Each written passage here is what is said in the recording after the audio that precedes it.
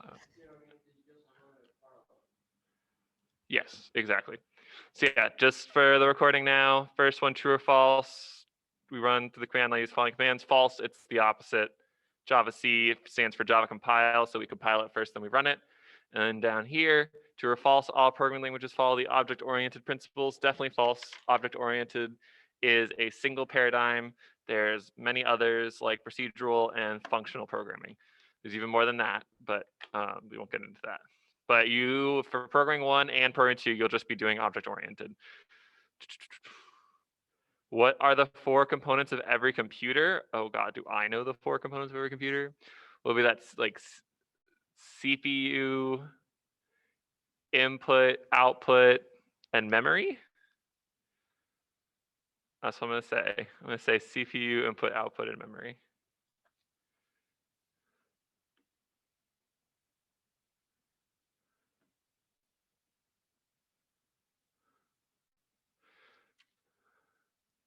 And that's it for module 0. So let's go look at the answers for that.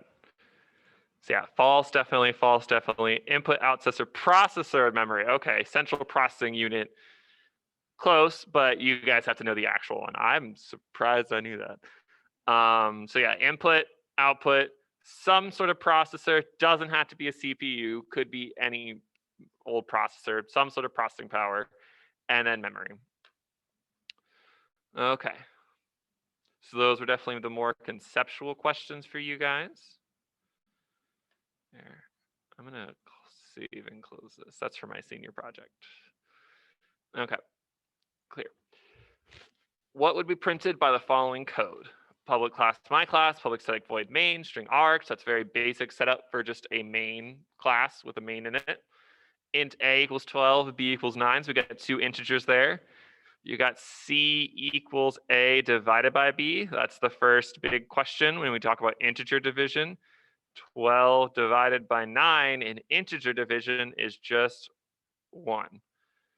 So that's important. And then here int d equals b divided by a. So it'd be 9 divided by 12.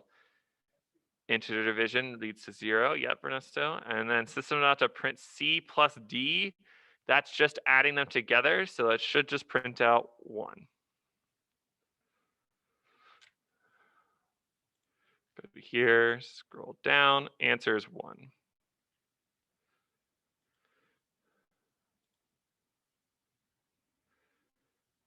What's the last one? Oh my God. I'm getting the old one. Hold on, give me a second. I'm gonna stop my share for a second. You can still see what I'm doing, Ernesto, but that's okay. The privilege of being in person.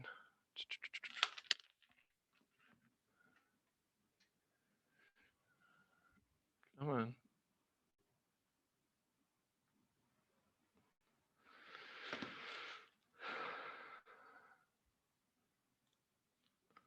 Right, one, files.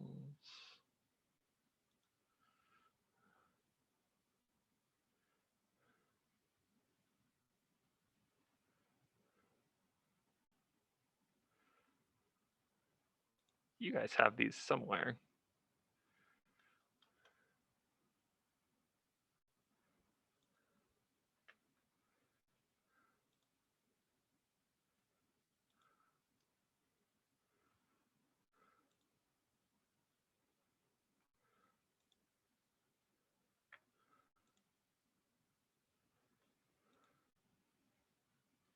Oh God, I wrapped it around or something. Here, practice. Exam 3, so final exam. Review.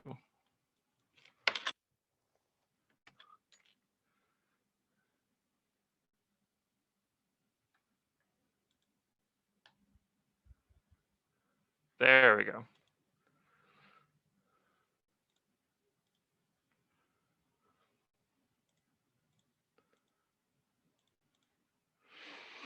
Okay. So just using this, there we go, next one.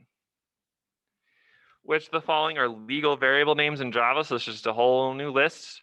Private, new, definitely not.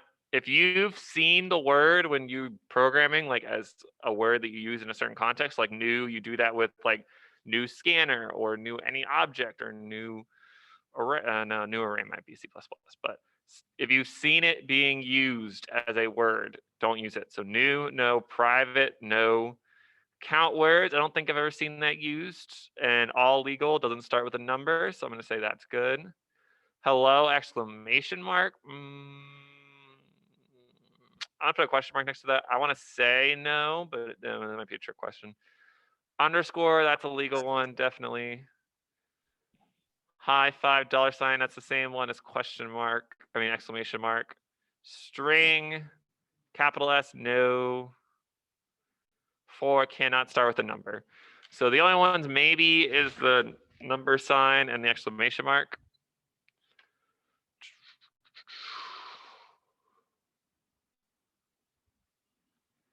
CEF.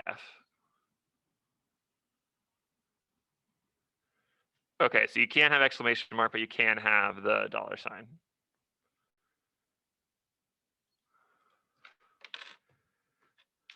If we go look,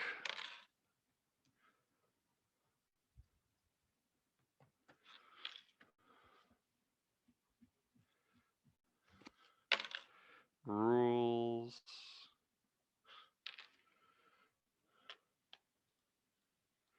Well, the rules and conventions for naming.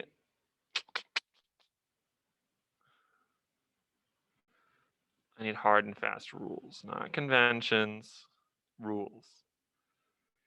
So all identifiers should begin with a letter, number sign, or an underscore. After the first character, identifiers can have any combination of characters. A keyword cannot be used as identifier, so it's like new, private, whatever. Identifiers are case sensitive. That's not for rules for making them. Examples of illegal, that's fine. Wait, exclamation mark is a legal character. Hold on. Oh, why would that be what I wanted to pull up?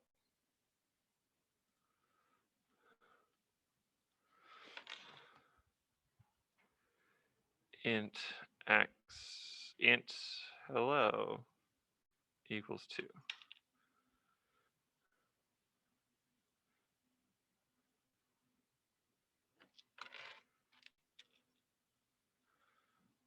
It's like exclamation mark specifically is weird. That's annoying. Why doesn't it say that here?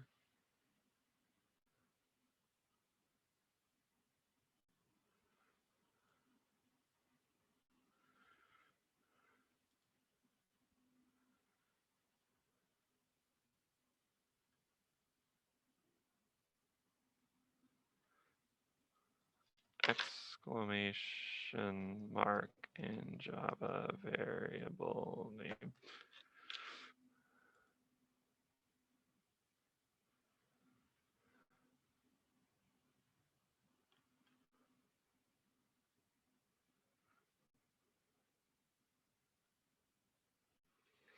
Does it mean you can't have any operator? Would that be the answer then?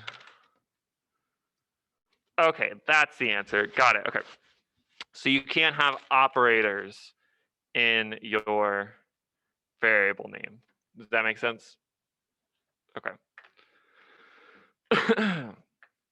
So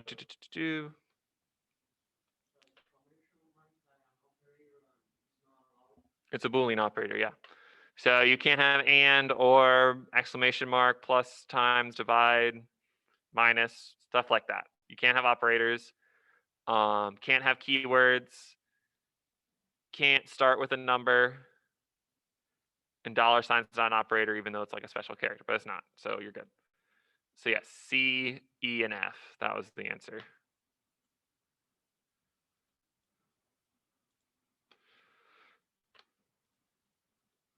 Okay. Predict the output of the following program. Public static void main string argent variable one. Okay, so this just a no class around it, just a basic main, just in that context. We got a variable 19 divided by 2, and that's integer division again. So remember that would lead us to 9, not 9.5.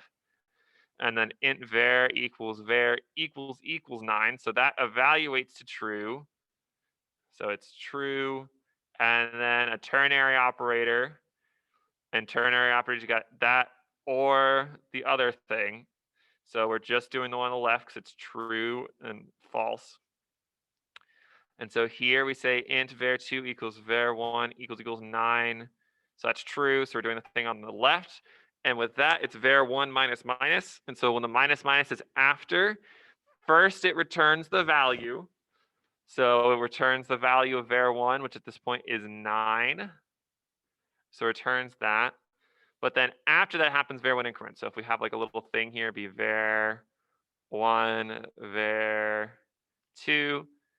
So here that's 9, so it returns 9, so that stores 9 in var2, but then this gets turned to 10. So then here when it says system, 8, sorry, subtraction, not addition. And now down here when it says print var1 and then var2, var1 is 8 and var2 is 9, so it'd be A.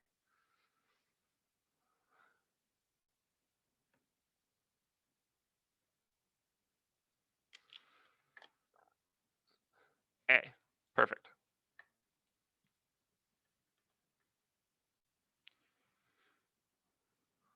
Okay, so last one before I have you guys do this one. Identify the compiler errors in the following code snippets or answer NA if there are no errors. Oh God, I hate these types of questions. Okay, so int var1 equals var1 plus var3. I'm gonna say that's good. No, semicolons is the big one. So they all got semicolons after. Okay, so that's fine. var1. Okay, double var2 equals var2.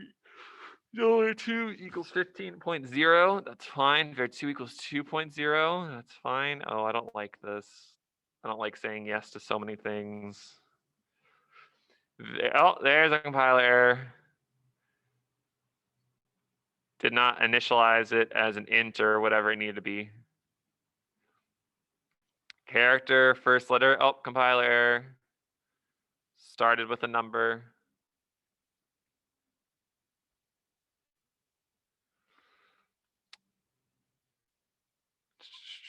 And then here, int var4 equals 10, var4 minus 10 equals 0.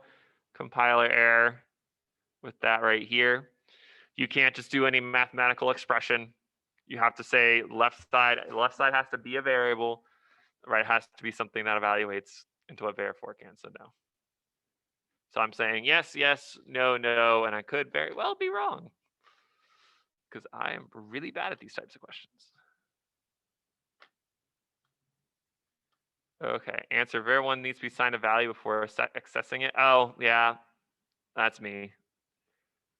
That one's a programming language one because you could technically do that in C++, but that's okay. Maybe you can because I think it defaults to whatever. There you go. So that's definitely a no. And here, yes, we're good. No.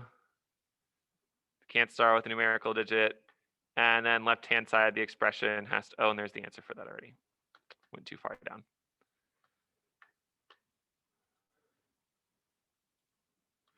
Okay, so yeah, all of what I said was right except for this one where I need to be assigned something first before you can use it.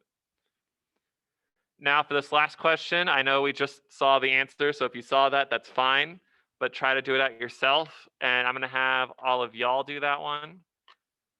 I'm going to wait for there is 5 of you. So I'm gonna say 2 answers, no, half rounded up, 3 answers. So try to do this last problem here, question number 5, and then let me know what you got.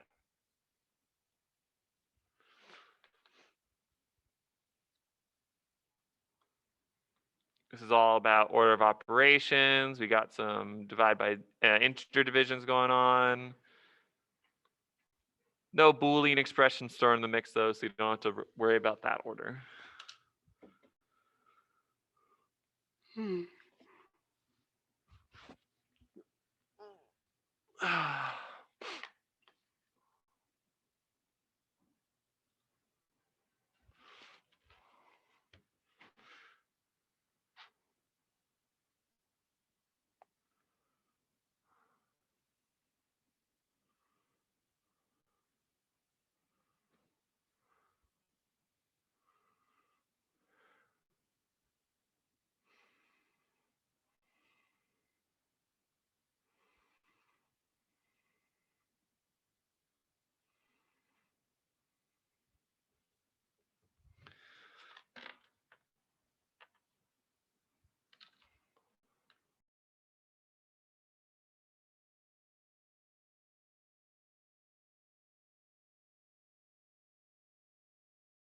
We're doing question 5. Solve the following mathematical expression.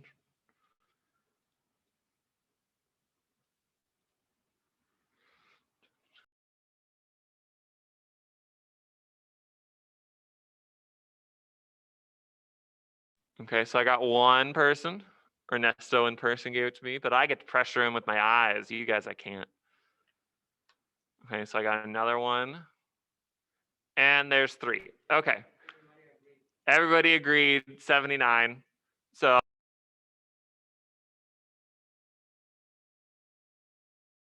yeah, there we go. Everyone agreed 79 on that one, so it sounds like that's pretty straightforward. Not gonna walk through that one then. Okay, predict the output of the following program. Public static void main, int I equals 6, switch to divided to modulo I. So this is just a basic main, 6 to modulo I. So 2 modulo 6, that is the remainder when you do. So if you did 2 divided by 6, you would get 0. But 2 modulo 6 is the remainder, which is 2. And so with the remainder being 2, we jumped to case 2. Just underline it. Case 2, and then system.out.print 3. System.out.print 3. Let's go to here. Oh, there's at 79. Ooh, one thing, it is specifically 0.0, which I did get one answer with 0.0. Yeah, so this right here, yeah, so we do this first, which does the floating point, and then this right here, integer divided by a floating point. I don't know what that makes. I don't know if that's an integer. I want to say that's an integer, but definitely when you do either integer or floating point times this right here would make a float. So that creates the float value, and then float minus, yeah. So definitely a float, but I don't know if we could record that in an exam. We'll see. But good catch on the floating point value. Oh, I didn't even look at it was system.out3, yeah. Now, if this was 0, just a heads up, if it was 0, it would have cascaded because there's no breaks. So when you see this, you might be like, oh, there's no breaks, so it's going to be a cascading question. That doesn't necessarily mean that. It just means to think about that. Okay. Down here, what would be the last line printed when running the following code snippet? So we got 4 int x equals int index equals 0, index less than 10, index plus plus. So a basic increment from 0 to 9. If index equals 5, break, system.out.println, the value is plus index. So when it's 5, it would break. So break gets out of the entire for loop. So that means you do the one right before 5, which is 4. So it's system.out, the value is 4. So it'd be A. And if we go to here, A.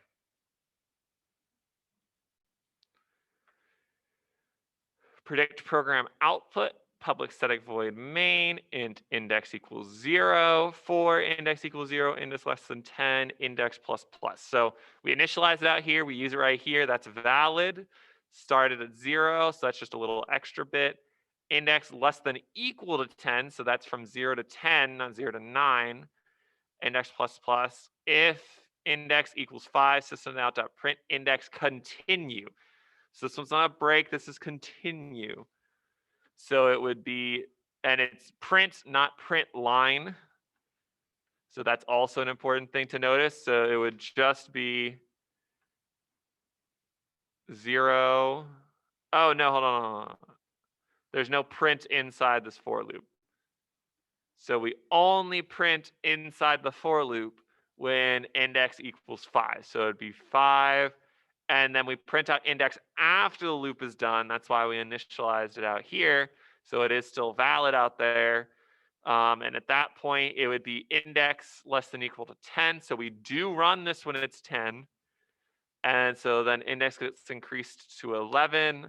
11 is not less than equal to 10, so we go outside the loop, and that's what we print out here. So we print out 5 and then 11. So if we go into here, 5, 11.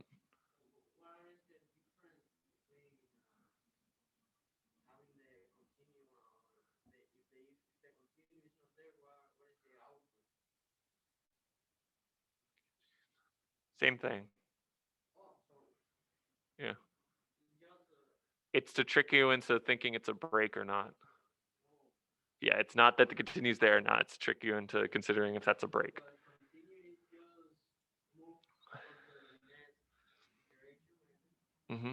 Yeah, continue just starts the loop again. And increment, like it does the increment, does the check, but starts over again, doesn't keep going. Break, if this was a break, it would be different in that it would be 5, 5, because it would print out 5, break, not do any of this stuff, and print out 5 again.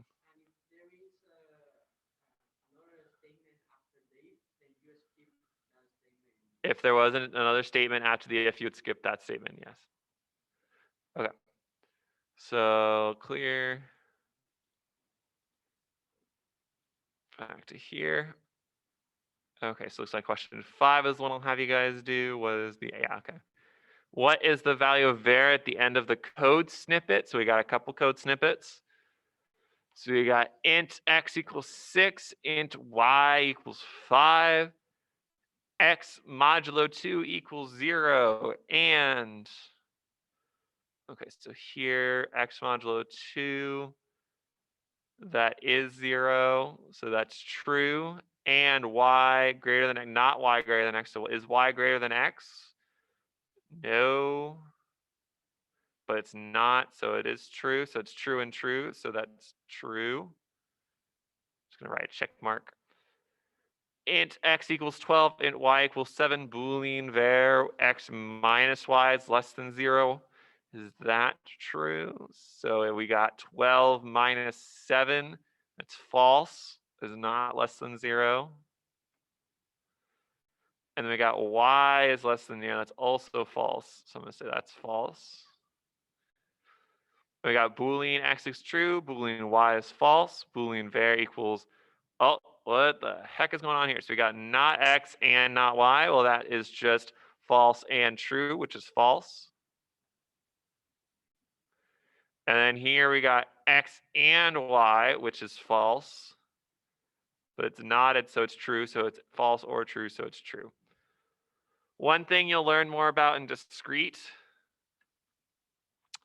is when you see stuff like this, you don't just distribute it like not x and not y. You don't just do that. You actually, what you have to do is distribute it. So you do not x, but you also change this. So it's not x or not y. So there's a specific law for that, just like it's like a properties in math, but that's when you say not x and y, you have to say not x or not y. That's fun fact of the day. So I'm saying true, false, true.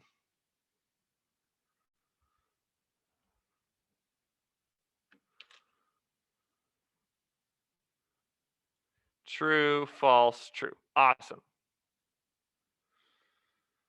Okay, next up we have question 5. What is the output of the following code snippet? So I'm gonna have you guys do this one. Like before, I will wait till 3 people.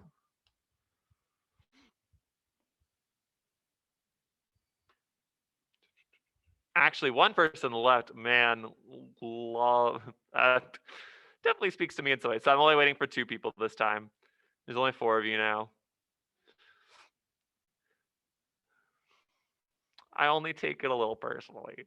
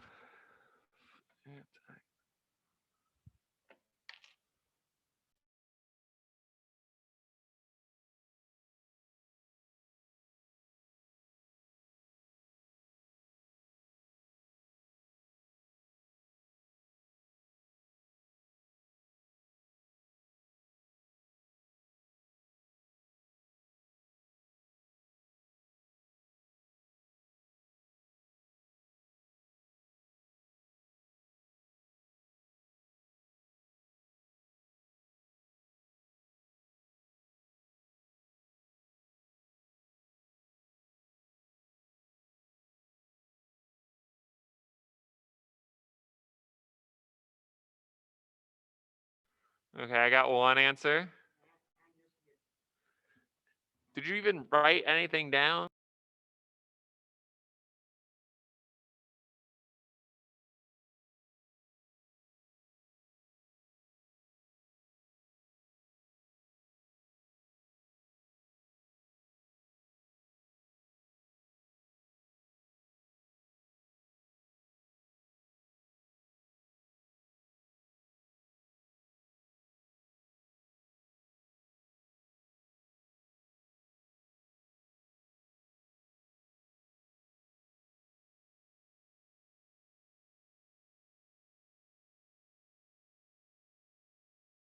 Okay, I do have two answers now. The two answers that I got were 25 and 45. So they are different, so I will go over it. So here, this thing to keep track of stuff, you got an X value and an I value. So we're gonna start that at 0, and we're gonna start this one at 0 as well. So I just goes from 0 to 9. That's just there's nothing that's changing it besides the linear. So I'm just gonna write that. Here for the X, every time I modulo 2 equals 0, we continue. So we skip this line at that point. So basically every time I is even, we don't add it to X. And so we do X is 0, doesn't add 0, adds 1, doesn't add 2, add 3, doesn't add 4, adds 5, doesn't add 6, adds 7, doesn't add 8, adds 9.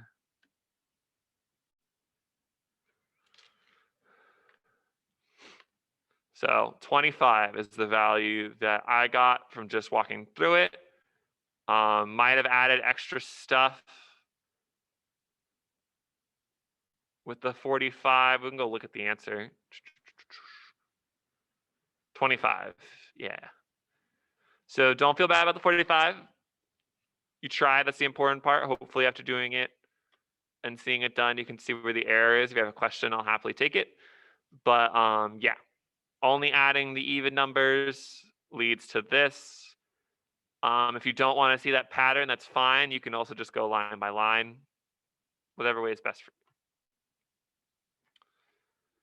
Okay, methods and number system conversions. What is the output of the following code? That's fine. Well, that's weird. They combined all that together. Whatever. Convert the binary number 0, 1 to decimal, octal, and hexadecimal. Oh, bless. Okay, well, in my straightforward ways, we got decimal is 1 plus 1. Let me clear. I just do like 1, 2, 4, 8, 16, 32, 64, 128 to 56. What is this? 512. Is that enough? Hopefully it's enough. So we've got 1, 0, 0, 0, 1, 1, 1, 0. So I don't need those. Oh, I fucked up.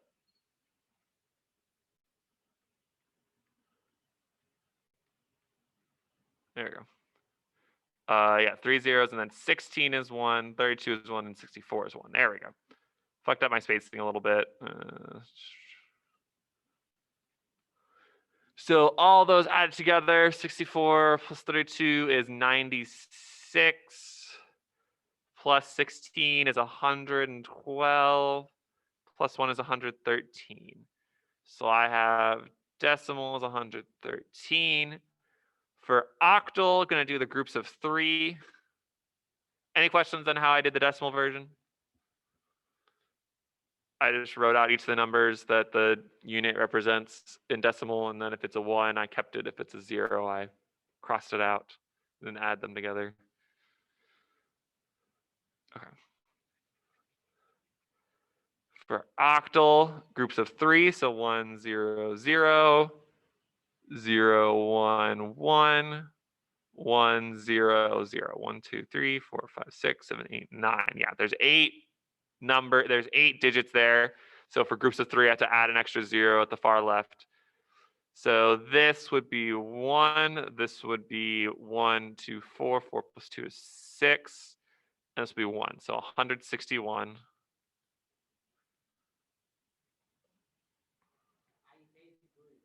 You don't like doing that?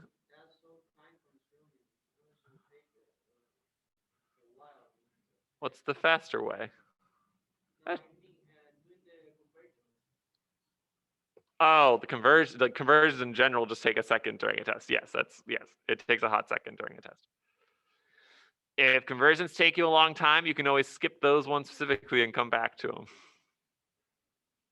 Okay, and then lastly, hexadecimal 1, 0, 0, 0, 1, 1, 1, 0.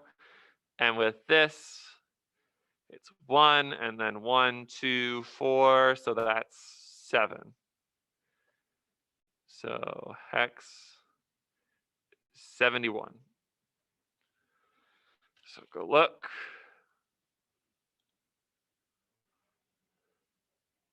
Oh, 113, 161, and 71. Perfect. Any questions on that? Okay. Next one, convert the decimal number 42 to binary, octal, hexadecimal. Oh, God. So first, definitely do the binary conversion. So for me, the way I do binary conversion is I just think the biggest like binary number that has a singular 1 in it and subtract from it. So here it's 32 because I know 64 would be the next biggest number. So like if you had like 1, 2, 4, 8, 16, 32, 64, you go until you get a number that's too big, and it's not that. So 32, so it's 132, and then minus, we got 10 left. And 16 is too big, so 0, 8, we're good, we can do that. So left is 2, 4 is too big, 2 is good, and that's the last number. So I'd say this is binary. And then to get to octal, do my groups of 3. So groups of 3 is that and that, which is 5, 2, so 52. And then hex is group of 4, which is that and that with 2 zeros. So that is 8 plus 2 is 10, which is A, and then 2, so 2A. So if we go take a look.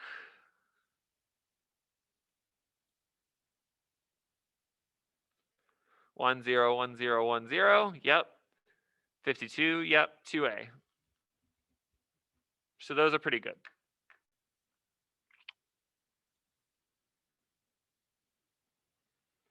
It's 10, 12. We starting. Yeah, we're fine.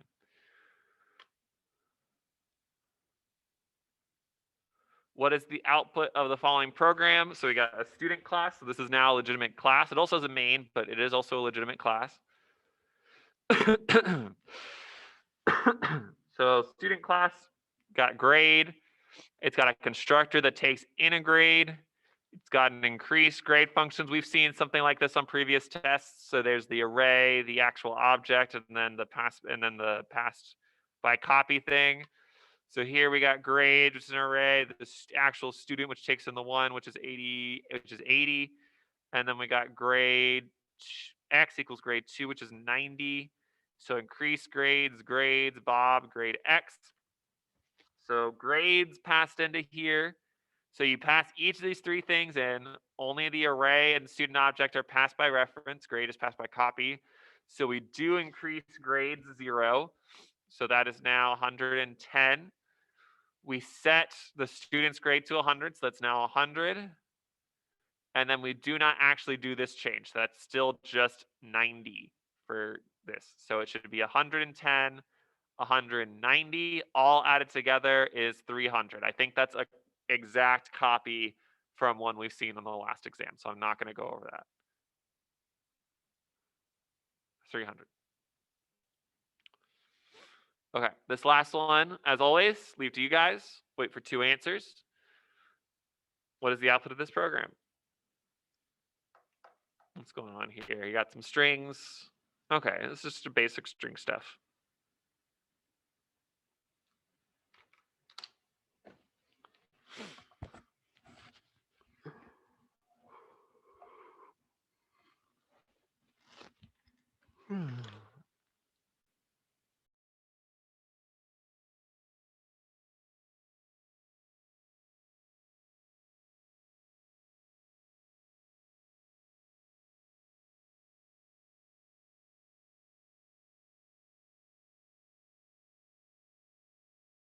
Okay, I got one answer.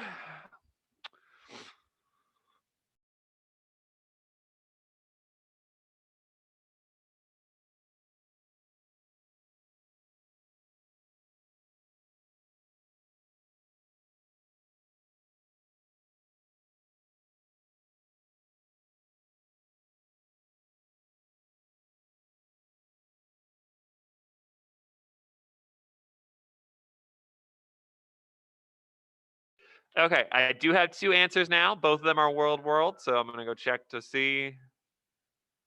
Yeah, D, world, so I'm not gonna go over that one. Sounds like that's pretty straightforward. Okay, data types and strings for module 4. Determine the value of var in each of the snippets. Ooh, this one's a fun one. So double var, casting the 36 to a double and then divided by 35. So that one's one of like the middle area ones. So I'll leave that for a question mark for now. I'll give an answer, but really it'll be an educated guess.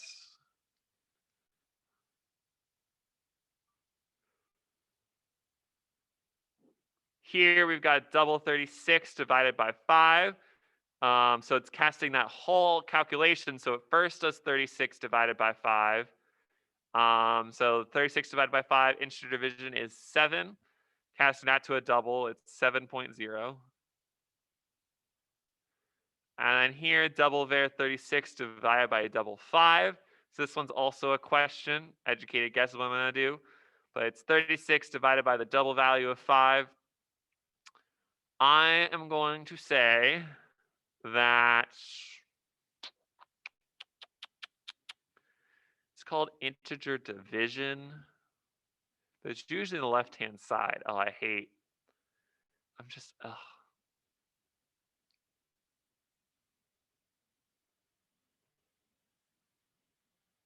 My educated guess is going to be that this one is an integer and this one is a double. And so I'm going to say that the top one is the 7.2. Down here is another 7.0. Let's see how wrong I am, because I'm fairly certain I'm wrong. They're both 7.2. Oh, man. Okay, so as long as one thing in the division is an integer, it's not integer division. I'm not going to remember that. So yeah, that's a good thing for you guys. You guys definitely need to memorize that. As long as one thing in the division is not an integer, it's not integer division. But this one is casting it to a double after it does the whole integer division. So. Okay. Oh, not that. Determine the value of each expression in a method call given the following code snippet. Good luck. Good. So message is that, word is that, word dot contains message. Okay, I'm gonna assume all of these methods are valid. So contains message, no, definitely not. Word does not contain good luck. Message dot determine the value of each expression method call given the following code snippet. Okay, so yeah, this is false. So false. Message dot substring 0, 4. So 0 for message starting at 0 and then 0, 1, 2, 3, 4. So I'd say it's good.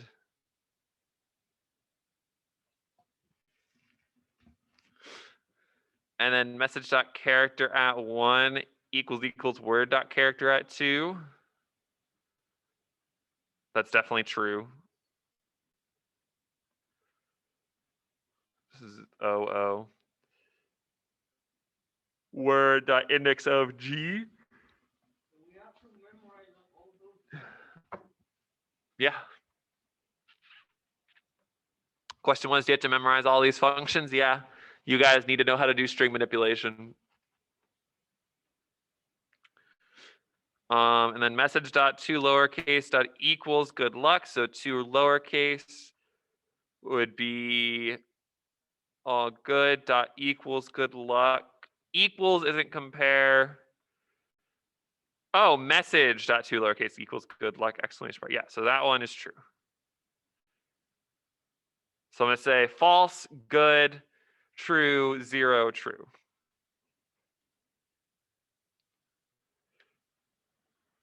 False, good, true, -1. Fuck. What did I fuck up? Oh, it's fuck. I thought it was message, not word. Yeah, so word has a capital G, so it doesn't exist, so it's -1.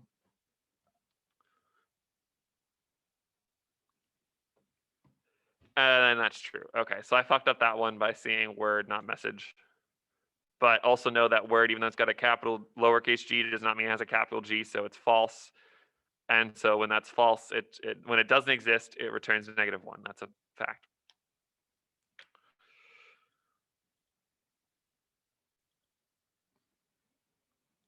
Okay. Predict the output of the following code if error state Y. I hate those types of questions, but let's go. So we got public static void double, pi 3.14, public static void main, system.out.println, the value of pi plus main.pi, main.pi. It's public and it's in there, so it's fine. Public static double. There's no final in here, so that's static does not mean it can't change, so that's fine. Okay, so I think this question is basically saying, does static mean that it can't change? No, final would be that it can't change. So it's 3.1, the value of pi is 3.14, the value of pi is 13.14. Yeah.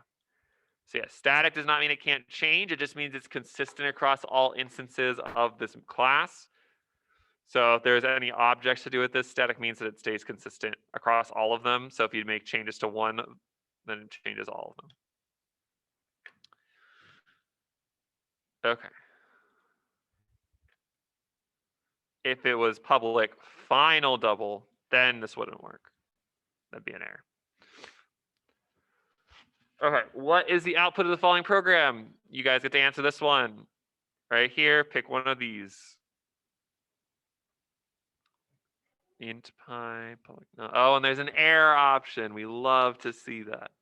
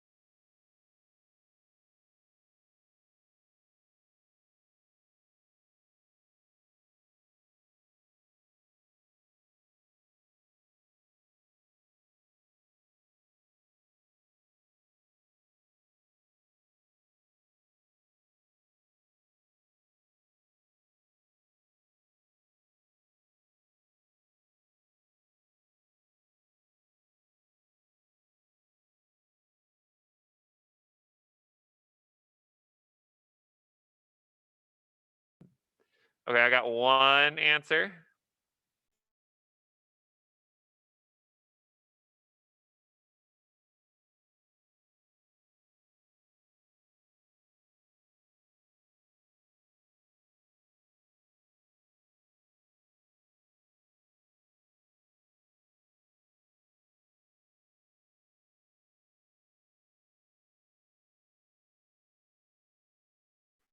Jed, what do you think it is?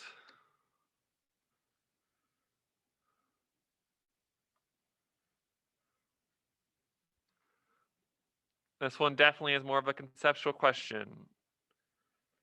So just pick your best educated guess.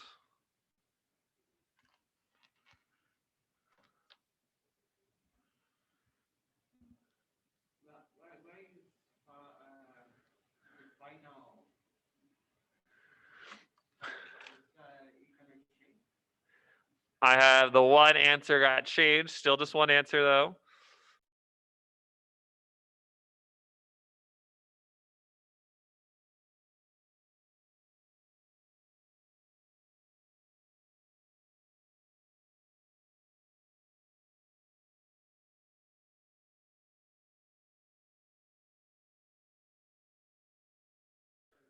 Okay, so now I have two.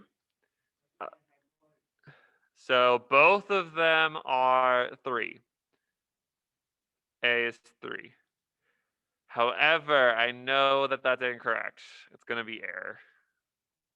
Yeah, it's error. So I know I told you guys that you should, like, if you pick error, make sure you're damn well sure. Better to not pick error than not. And I still stick by that. Last exam, though, there's a ton of error questions. More than it's ever been. Yeah, it's an error because it's final and it tried to change it here. So it doesn't just not change it, it throws an error. So when you try to change a final variable, it doesn't just not change it because you can't change it. So it's a good thought that it can't be changed. I like that you guys didn't try to change it, but it doesn't just not change it, it throws an error. So that's an error. God, I hate error questions. Make me question everything.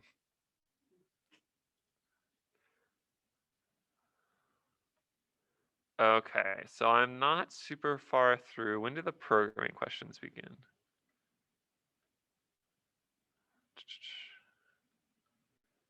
So there's no programming questions on here. How far are we?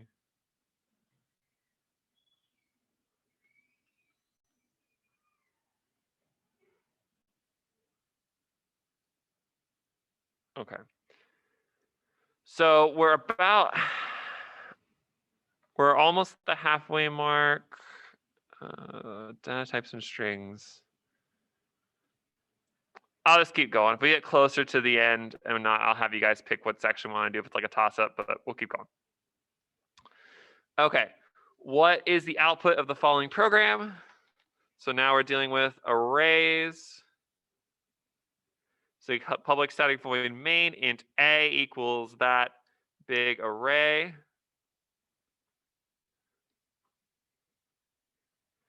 And then b equals a. And remember, a is basically just kind of, it's not the array itself, it's the address of the array. And so b now is storing that same address. And so a, when it says new int, that creates an entirely new one.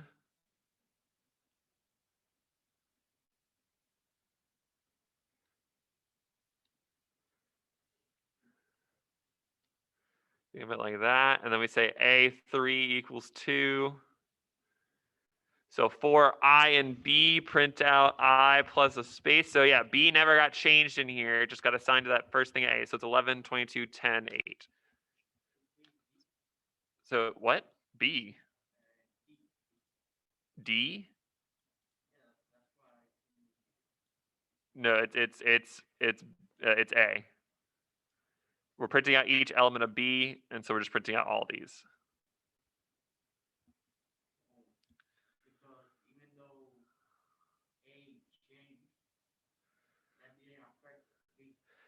Because it's not, so the question was just because A changed, it didn't affect B.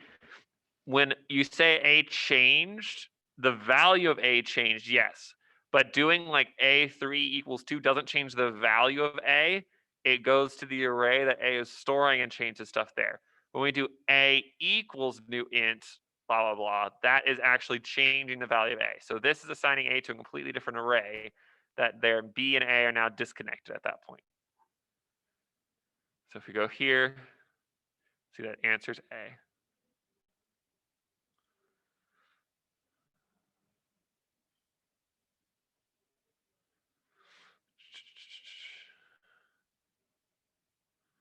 Oh, and yeah, to answer the previous question, if the choice was between 3 and 3.4 with this one up here, it would definitely be 3 because num is an int and pi is a double. If there was no trying to change pi right here, this would be definitely 3. Okay, what is the output of the following program? Public static void main, string args, int matrix equals new int 4, and then an undisclosed amount. So it's a 2D array with 4 arrays in it, and those arrays aren't assigned yet. So matrix 0 is a new array. Matrix 1 is the same as matrix 0. So looking at this on the back end right now, we've got matrix is pointing to a 4-element thing. And then in here, this one's pointing to a 2-element thing. And then now this one's pointing to the same 2-element thing. And then, yes. And so now we're saying 0, 0. So we go.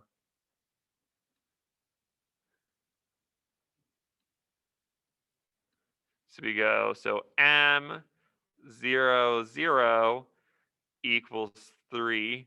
And then M1, 1 equals 4. So it's 3, 4. So for I, matrix 0.length, I plus, this is printing out all the elements of matrix I. So with a space afterwards, so it'd be 3, 4. So it'd be A.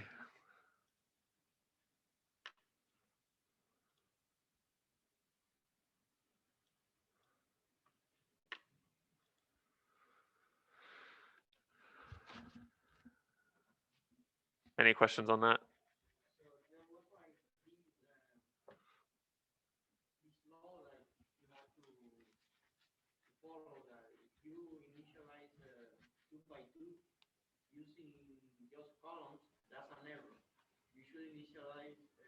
What? Two-dimensional matrix?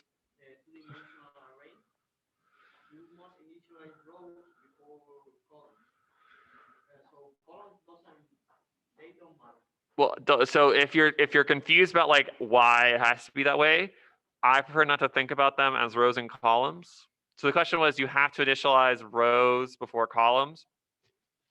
The reason why you have to do that, if you avoid thinking about them as rows versus columns, is that its matrix has a size of what number you put in this box here. That is the size, that is how many elements is in matrix.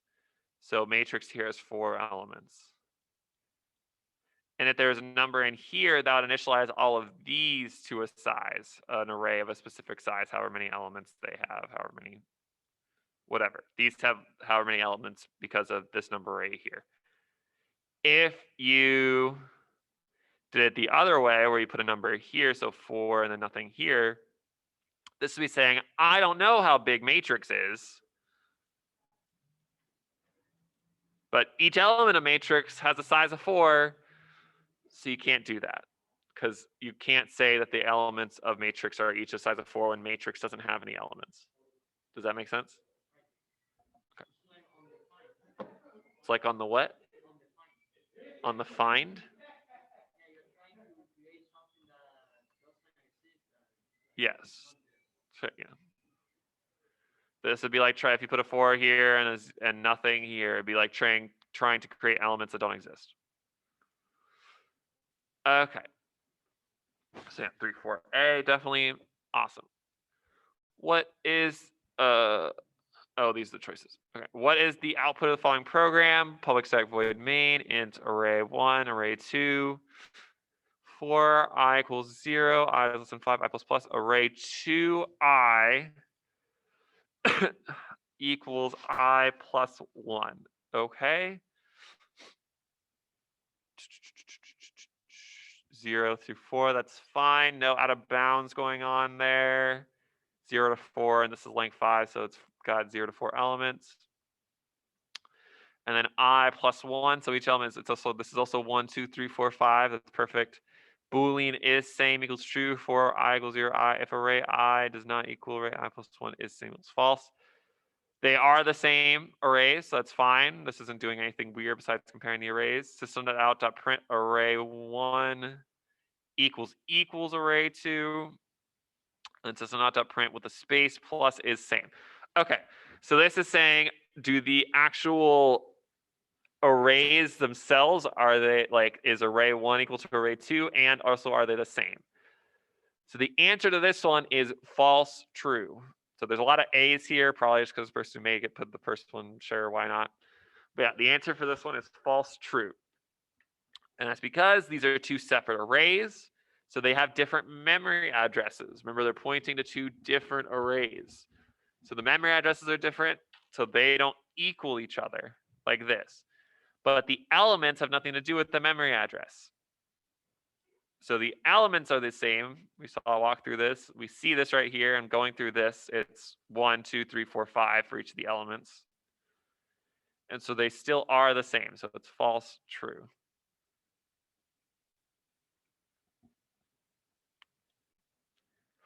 Now, I definitely skipped over some stuff there. Does anyone want to see me actually go through all of that?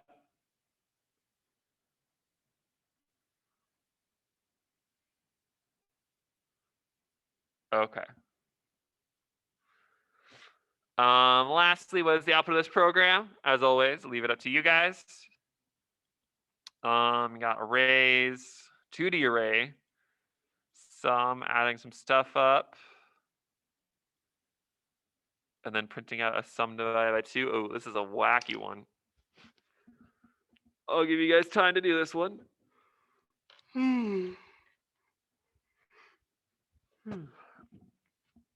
I would definitely get out something to write on to do this. Or just something to keep track of numbers on your computer, like a Word doc or something.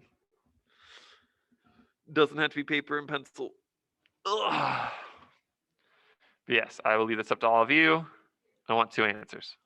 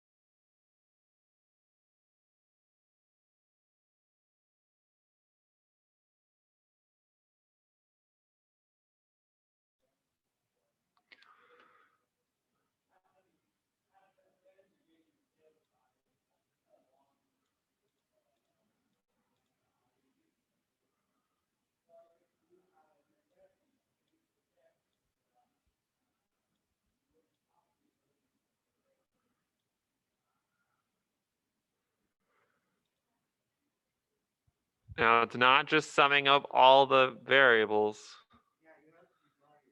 No, but it's also not, it's you keep track of numbers. It's not summing up all the variables.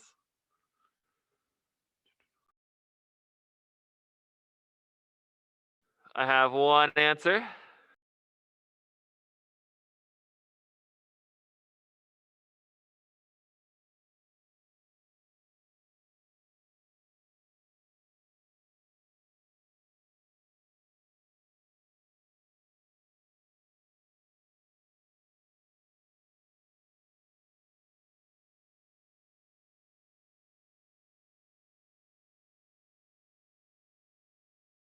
Okay, and I have another one. I don't know how, let's see, we got 45 and 17. So pretty different. We'll see how it comes out. So first thing to notice is there isn't any big like weird things going on. There's nothing super obvious. Like it does look like it's just summing up everything. But the conditions of the for loops, it starts at 0 and goes till 2. So it's 0, 1, 2 for both. So it does 0, 1, 2, stop.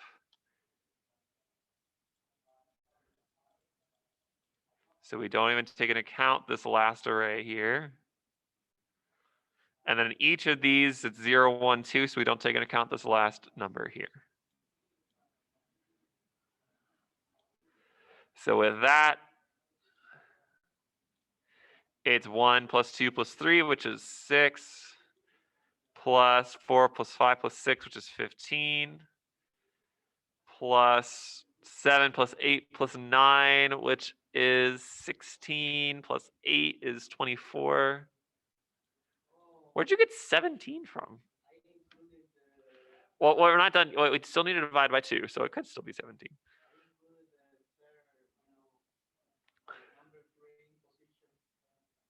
Hmm.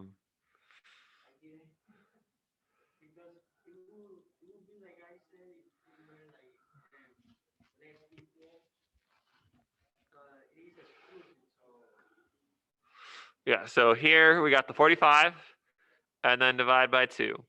The person who did the 45 did forget the 2. That is totally fine. But yeah, divide by 2, so it's 22.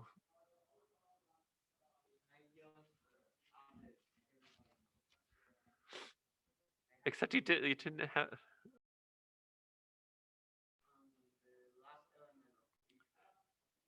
But you didn't add it enough. Because the right answer is bigger than 17. So you didn't add enough, so you skipped too much.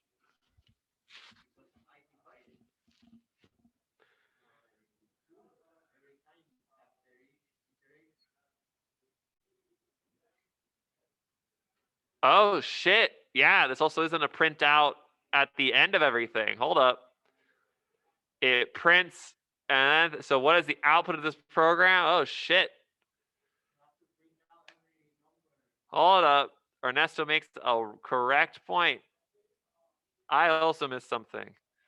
Okay, so yes, it is everything but the last thing, which is 6. So sum is 6. Printing out half that, so we print out 3.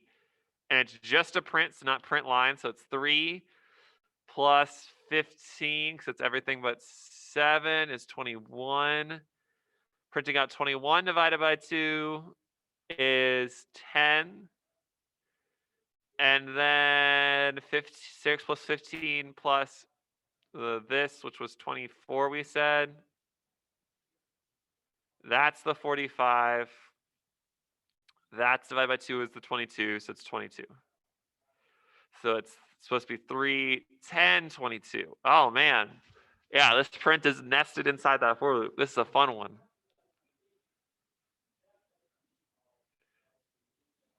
So let's go look at it. 3, 10, 22. So everyone got it wrong.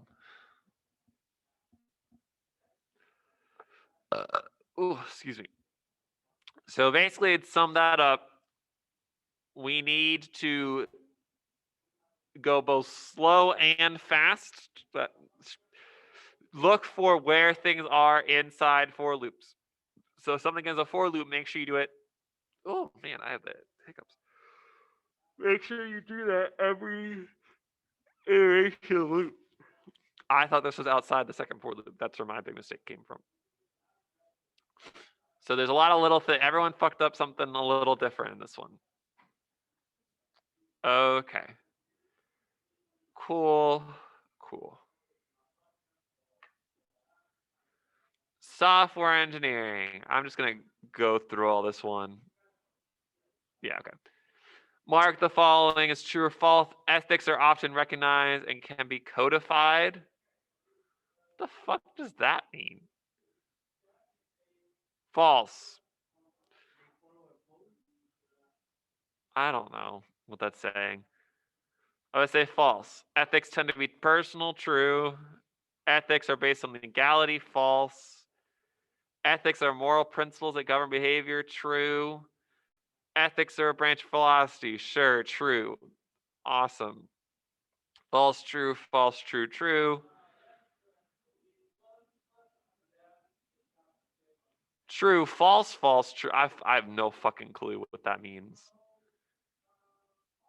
That's true, okay. Ethics tend to be What do you mean ethics tend to be personal? What?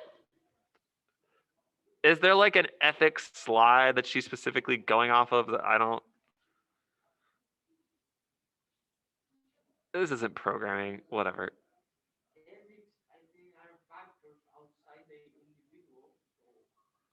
No, there's personal ethics. There's definitely personal ethics.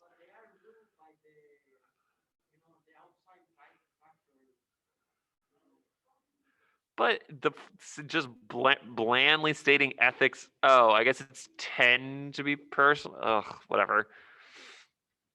Okay, this one I'm saying whatever she said on her slides. I'm not dealing with that.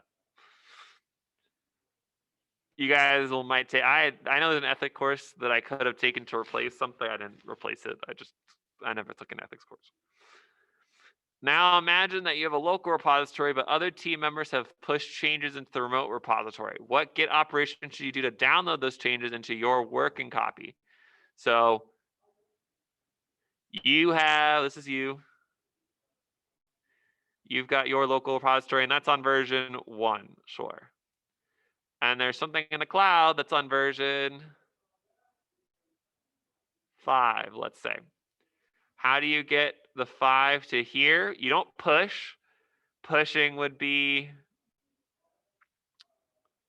sending yours out. You don't commit. Commit would be saying change yours to 2. So like you've now made a second version. Let's erase the push. Export isn't a term. Pulling would be dragging it over. And then update isn't a term. So getting rid of the ones that aren't terms, update, export. But push, commit, and pull are. And we talked about push commit, so it's definitely pull.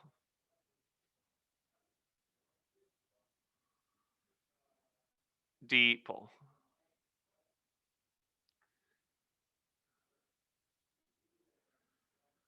Which of the following statements is not correct? Oh, let me die. The commit command is used to save your changes to the local repository. That's correct. Commits are local until they're pushed. That's correct. A clone operation makes a copy of a repository locally. That's correct. A push operation pulls down a okay, so it's using conflicting words. So that's a gimme. That's barely a review question. Okay, yeah, D. A pull operation pulls down. A push operation pushes any changes made to the remote. Yeah, no. Okay, we had that question like the last review as well. What is the output of the following program? This isn't even, I don't like this section. I'm just going to do this one. It has been different from everything we talked about. Oh, this is try catch stuff. Also, it's an error. Oh, no, it's not an error. Hold on. I lied. Number catch system. So yeah, what is the output of the following program? Int j, 5 divided by 0. Fuck, is that a number format exception? I'm gonna go with my rule of don't say it's an error unless you know, and I definitely don't know. You don't think it's not number format? It's algebraic exception? Okay, well, I've been given sage counsel that this is an algebraic exception, not number format. I guess number format would be like trying to assign a double to it, or then you can do a count. I don't know. But I've been told this is an algebraic exception, which would not be a number format exception, so it's just exception generated.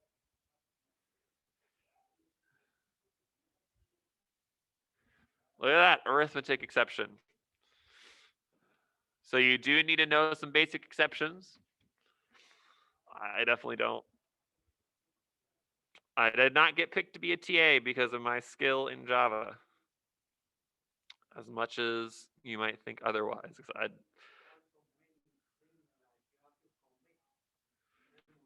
There's a lot of memorization going on. This class also definitely has been changed a fair bit since I took it, so you guys have to do more stuff, but also less in certain areas.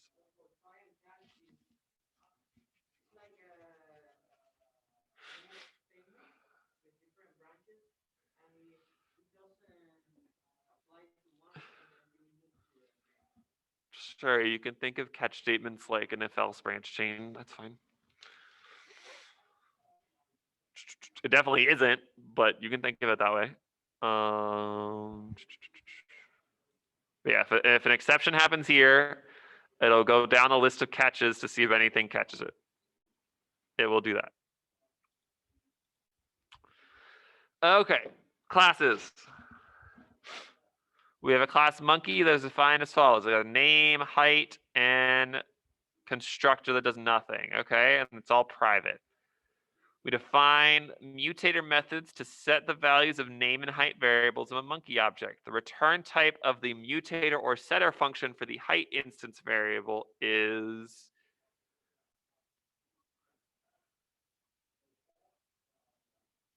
has to be a multiple choice. What? Oh, mutator or setter, that's the same thing. I'm an idiot.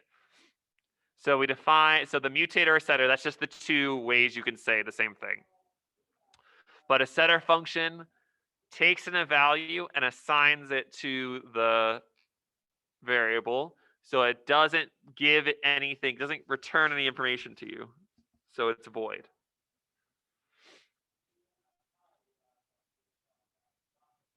God, this mask is on incorrectly, so it's itching my nose a ton.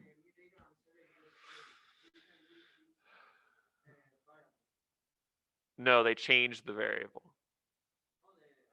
Getters and getters are the ones that return information. Accessor, I think the opposite of mutator is accessor. So yeah, accessors and getters would have a return type that's not void. They would have a return type of int. Given the following class definition for a lamb class, we got two questions here. So public class lamb, we got a boolean switched on, lamp, not lamb. Private int watts, and then a constructor. What is the return type for the accessor method for the switched on instance method? That would be boolean. And then what is the return type for the mutator method for the switched on instance variable? That would be void. So like we just talked about above, getters return information, so you do have a return type of boolean. Setters don't return information, they change it, so they return type of void.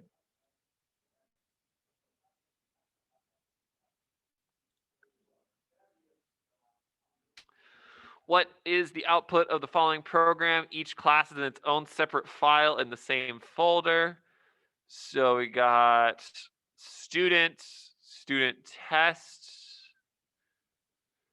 What was the output of the following program? So this is main. So we got making a new student Emma. Here we've got public student string name and assigns a name. That's great. And then we got st.set grade. So that's fine. Set grade 93, awesome. System.out.println, name, student.get, so not name, grade, student.name. And these are all public, so there's no errors there. So that would be Emma 93. I don't see any issues with that. Oh shit, yes I do. Right here, string name. They don't put this dot name, so name equals name is just this one. So it's default values for this, which would be an error, I think. Oh no, we know default value. I'm thinking of the wrong thing. So default values for this thing's default value for string it because there's no yeah. I don't like that.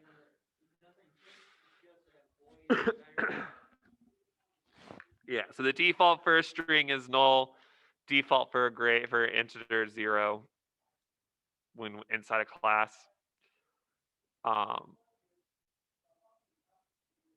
Yeah. Because this is name, so that since they're the same, you'd have to do this dot. Same for here, you'd have to do this dot grade. So that's a fun one.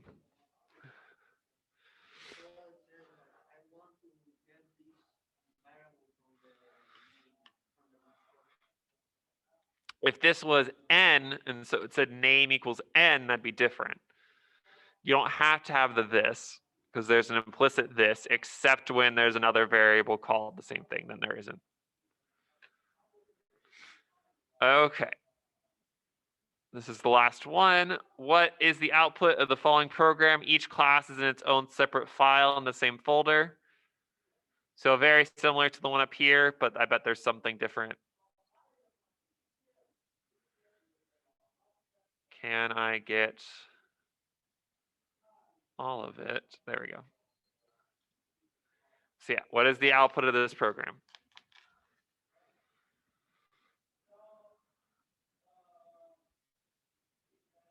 And as before, it's always okay to be wrong.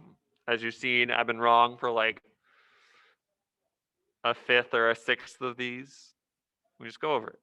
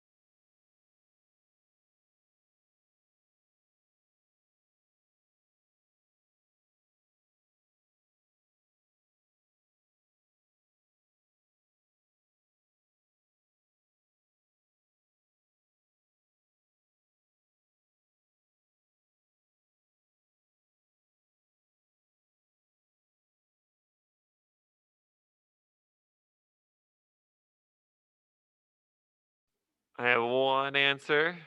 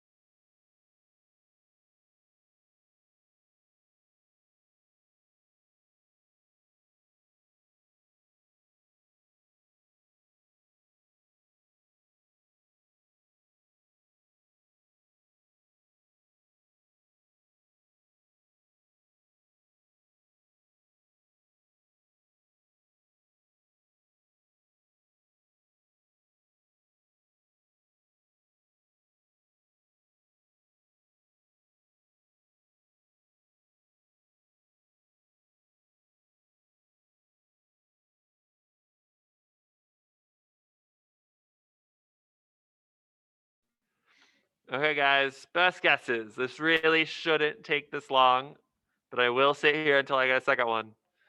Ernesto has been carrying y'all. Not all of you, but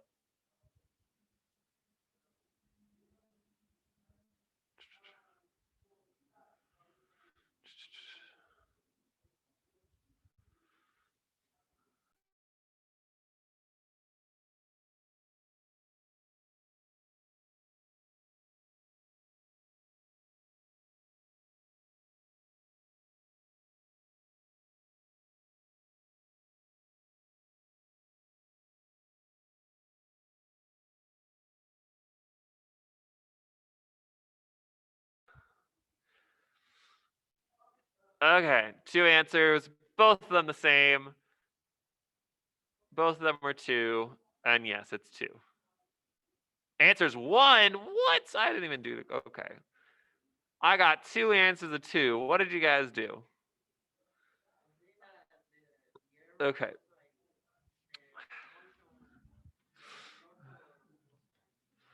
Okay, so right here, what do we got? We got public static void main. We got T1 shirt equals new shirt M. So new shirt M goes into here. It says size equals size shirt count +1. So this is +1. And so T1 has M, and then now this is 1. Here, T2 equals T1. That's not constructing a new shirt. Remember how objects use the new keywords? That means they're storing memory addresses. So T1 points to something, and so now T2 also is that same memory address pointing to the same thing that has size medium. And so this constructor does not get called twice.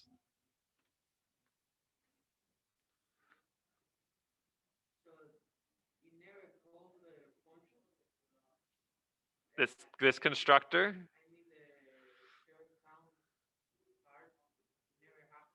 This happens.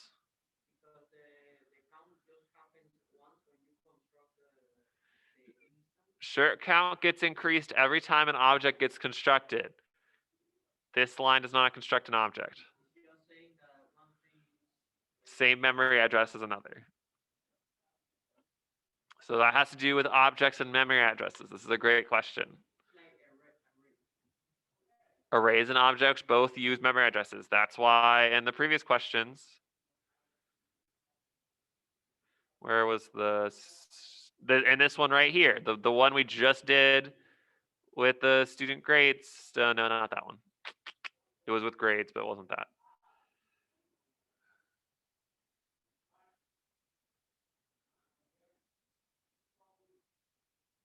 Yeah, remember this one back here when things pass by copy or pass by reference?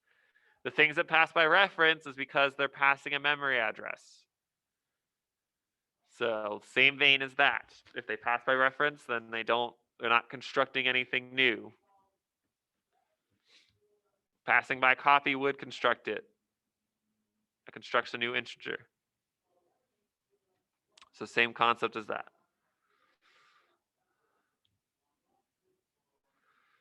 Okay, inheritance. What is the output of the following program? So we've got public class vehicle, public class car extends vehicle, public class sedan extends car, public class main, public static void main string arc. So basic main, we got car C equals new car. So car C equals new car. So we got car equals new car. There's no constructor here. So this would construct a car and then construct a vehicle. So nothing would happen in construction. And then here to see if this exists, C is a car object. Car objects have the move function. And then when we actually, so that does compile. And then when we actually call it, we do c.move. Over here, we would call the car move, which does super.move first, which calls the vehicle, except it's the super. So super.move, so it prints out vehicle, and then it would print out car. So it's vehicle, car. So D.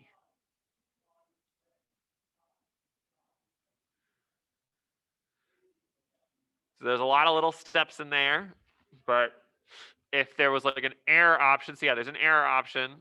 If the car class didn't have a move function, so like let's up here, if car did not have a move function and this was storing a vehicle, that would be an error.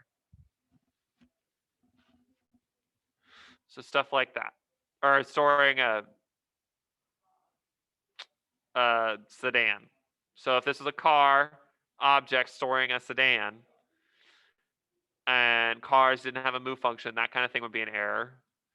Or if this is a car object storing a sedan and car had moved but sedan didn't, and he casted it to a sedan, that would be an issue. Stuff like that.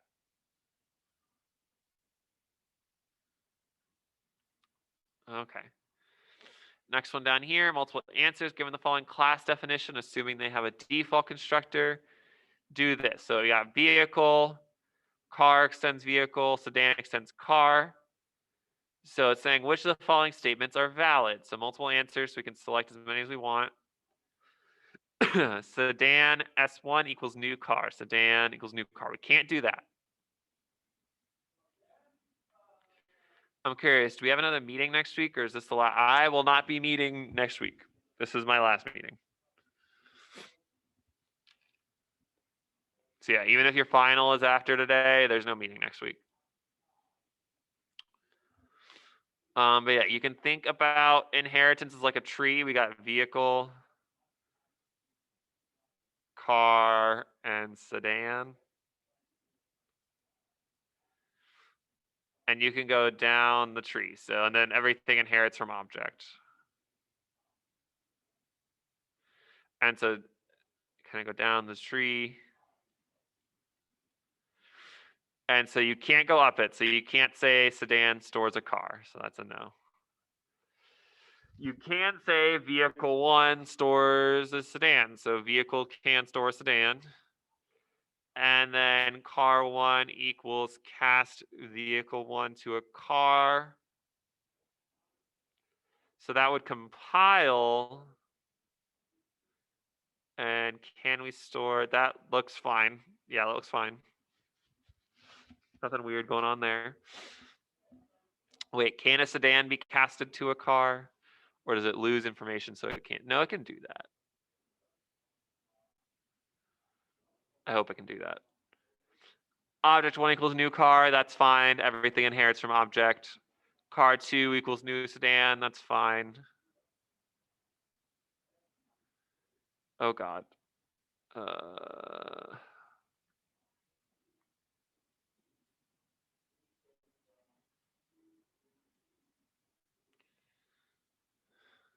Here we go. And sedan 2 equals sedan. That's fine, definitely. You can cast the sedan to a sedan, so that'll be fine on runtime as well. And then it's storing in a sedan, so you're good. Vehicle 2 equals new car. That's fine. So it's definitely not none of the above, but I also just said everything except the first one is fine, so that might be too much. If this was me during a test, I would probably also no, I think that's fine. No, I would give this one an X2. So I think it's C, D, E. That'd be my official if I was taking this as a test.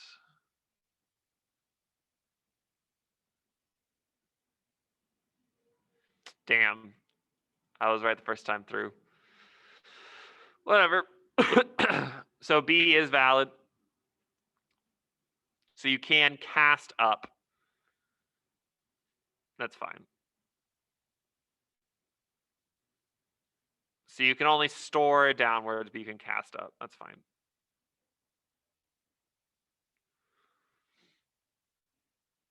Because yeah, the issue is here. That is storing up because you're trying to store a car and a sedan. But you can cast a sedan to a car. Oh, excuse me.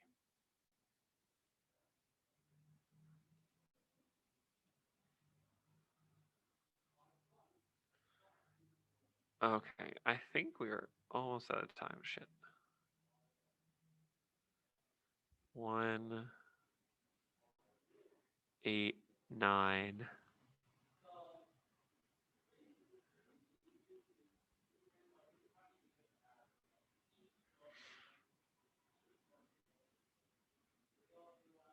Okay, no, we should be able to do it. There's only like, oh shit, that's a ton.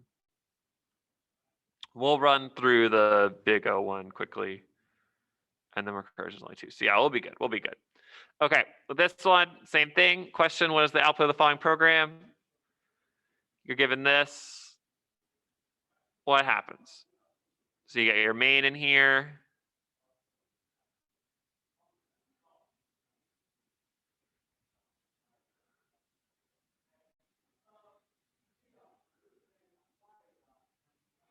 Yeah, I don't see any obvious here.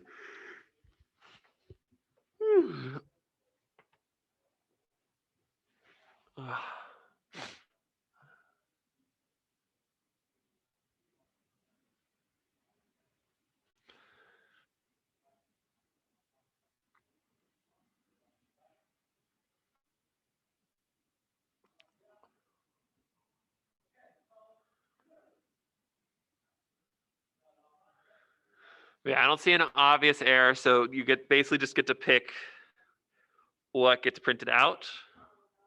So what do we think?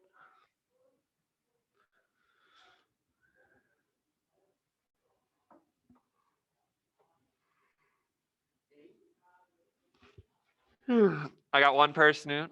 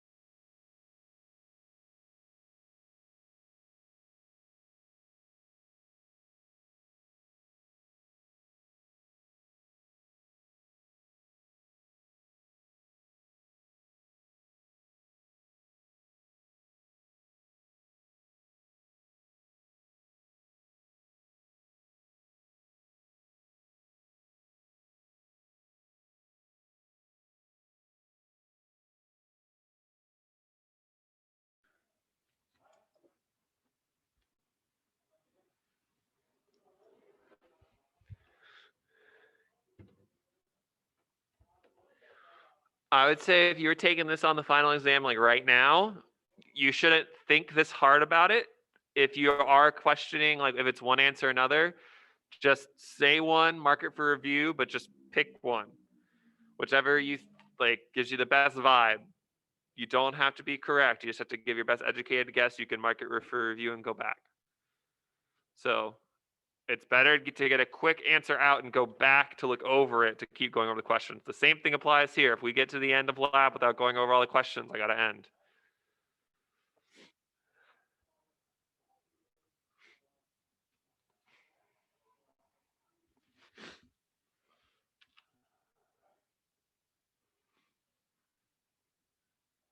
But I am waiting for one more person on this one.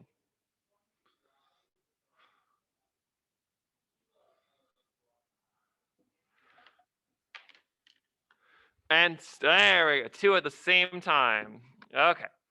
So then we got 3 for this one. Cool. So yeah, the answer is B. Compile time, it's an animal. Animal do have print, so it compiles, so it's not an error. But then at runtime, doggo is a doggo object, so we call print without anything in the brackets, so it's a doggo is printed. Exactly. We had one person that say A, so I went over that for that. Okay.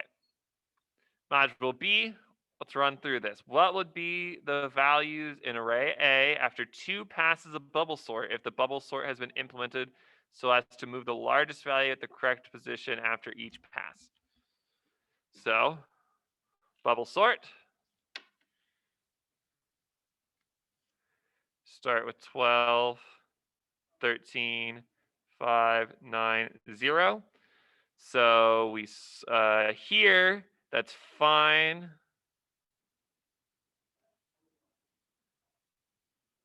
Fine. Incorrect. So it's 5, 13. Incorrect. So it'd be 9, 13. Incorrect, so it'd be 0, 13. So it'd be 12, 13, 12, 5, 9, 0, 13 after one pass. And then here, that's incorrect, so it's 5, 12. Incorrect, so it's 9, 12. Incorrect, so that's 0, 12. And that's correct. So it'd be 5, 9, 0, 12, 13. That would be after 2 passes of bubble sort.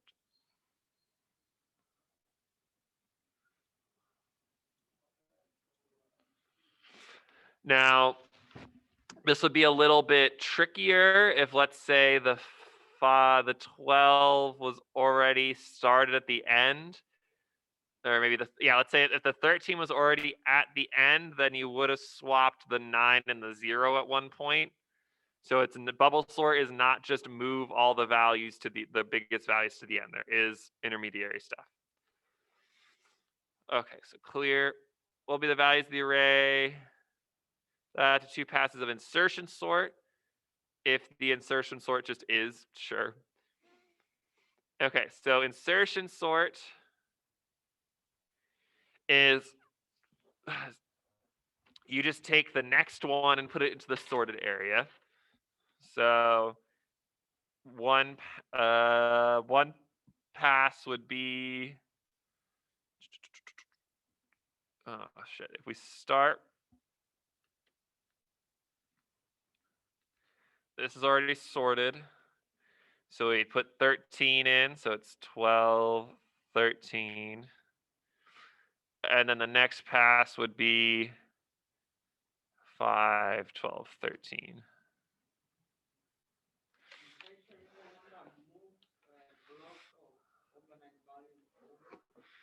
Insertion is the one that takes the next value and inserts it to the correct place in the area. Selection sort is it selects the right value from all the unsorted stuff and puts it at the end of the sorted area.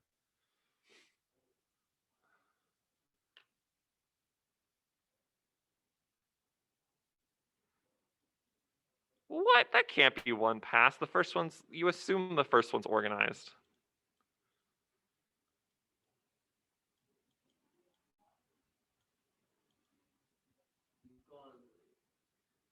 I don't like that. Okay, so it looks like for the exam, don't assume that the first one's organized with this, sure.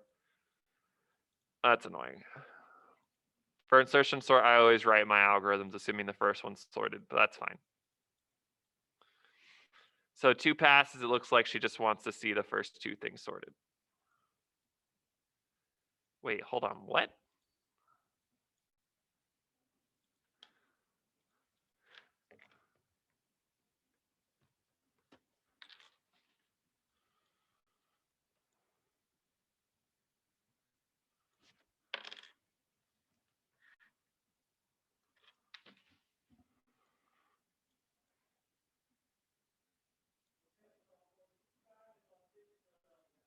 Yeah, that's not, what they did is not insertion sort. You just take the next one.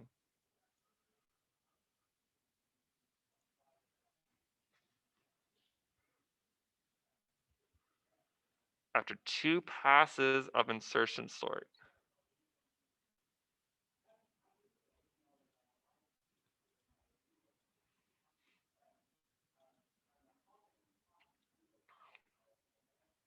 Unless they just, because, oh, they ended up with what I did. 5, 12, 13, 9, 0. Okay, I don't know how they're highlighting those numbers.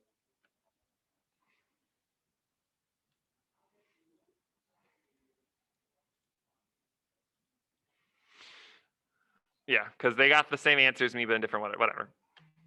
Definitely just know how to do insertion sort. If you show the correct things, you'll be good. If you show the process. Okay, clear. You're given an array and a target value of 7. How many elements? Element comparisons will be made to ensure the target is found, not found in an array for a linear. For a binary, search the binary does that. Okay. So for a linear search, if a target value is 7, you would always check all the values. So it's just all of them. So it's 1, 2, 3, 4, 5.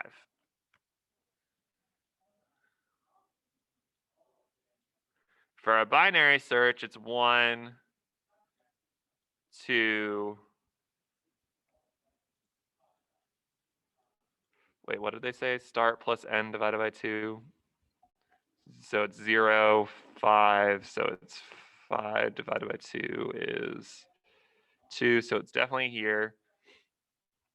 And it's less, so start plus end. 2 divided by 2 is 1. So it's here. So it's 1, 0, 1. Okay, so it's 3.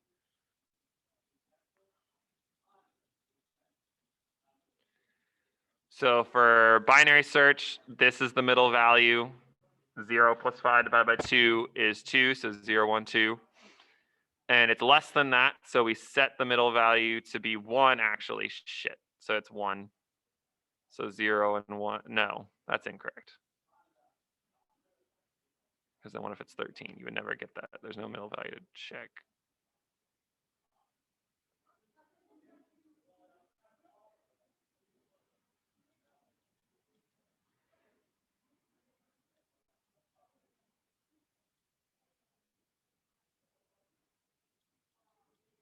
No, you would shift it over. Yeah, you would. So for binary search, you do 0, 5, and then the middle value is 0 plus 5 divided by 2, which is 2, because it's 2.5, but doesn't exist, so it's 2. So that's checking right here. It's less than that, so now your start and end values are 0 and 1. You don't include that 2 anymore. So now we got 0 and 1, so 0, 1. Add that together, divide by 2 is 1 divided by 2, which is 0. And so we check that 0 index. And then that one isn't it, and so it's less than. And that's the end of our thing, so it's not that. So it's 2 checks. If it was, let's say, 13, then that wouldn't be true, so we know it's not 0, so it's 1 and 1. 1 plus 1 divided by 2 is 1, so we check the 13 and be that. But for 7 specifically, it's just 2 checks.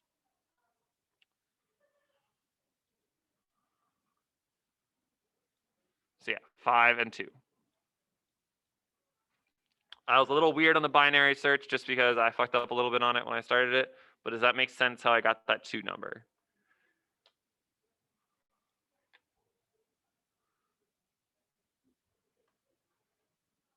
Okay. Big O notations. Public static void main string args 2D array and 0 i's num i's in length I plus plus. So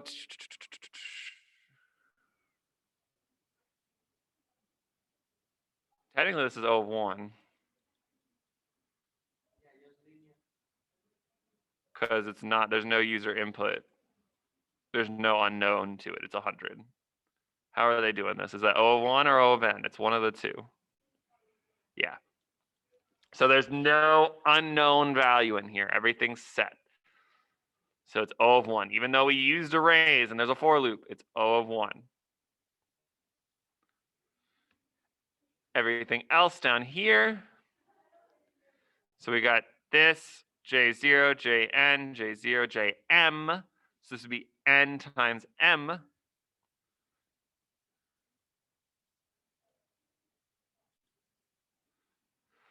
And here we got for loop for n, for loop for m. So this would be n plus M. And even though we don't normally have pluses in our big O notation, it's because they're two different numbers. If it was n plus n, then it would just be n, because it'd be 2n, but it's not. Here, what will be the big O notation for the following? You got 0 to 100, 0 to I. So going with the same thing before, this is O of 1. So yeah, if there's no unknown numbers, it's O of 1.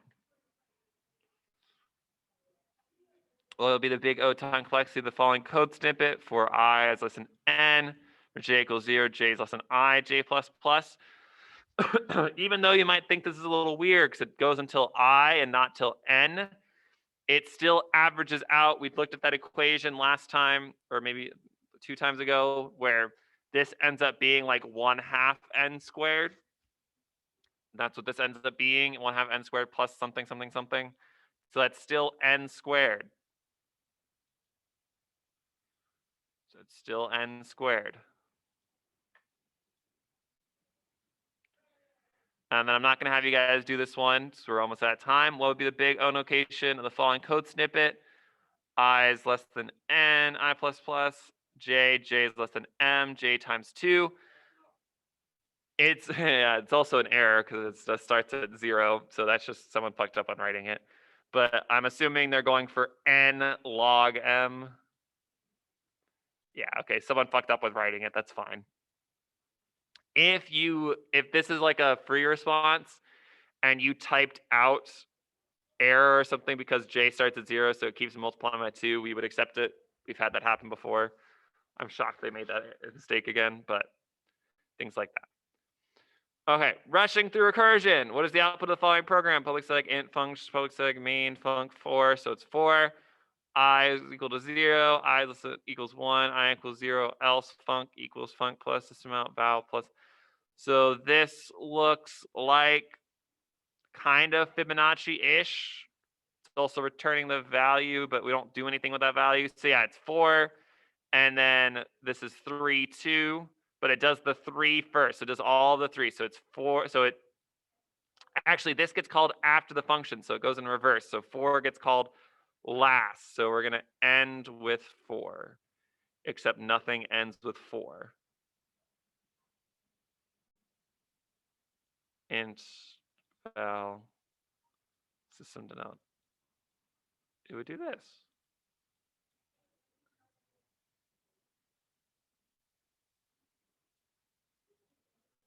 I disagree with that.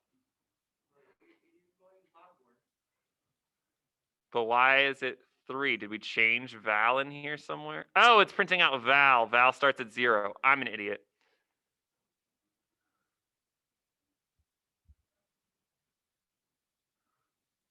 So yeah, val starts at 0. So here it's n is here, but then val is different. So yeah, val starts at 0. Shit. Well, whatever. So yeah, it's A, I think is what it ended up being. Yeah, so I'll have you guys go through that yourselves. It is 11:30. But just make sure you keep track of the difference between val and n. That was my mistake. I was rushing through it. And then here, magic 8, 8, return n plus n minus 1. So that just is a basic addition. So 8 plus 7 plus 6 plus 5 plus 4 plus 3 plus 2 plus 1 is 36.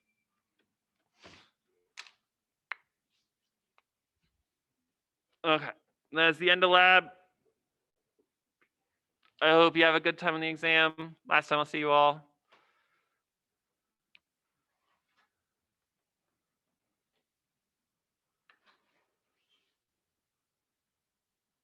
Hope you guys have a good rest of your week. Good luck on the exam. No problem.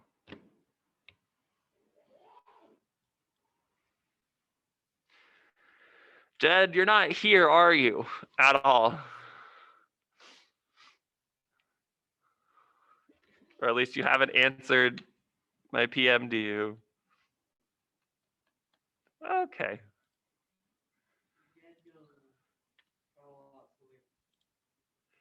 Ooh, there we go.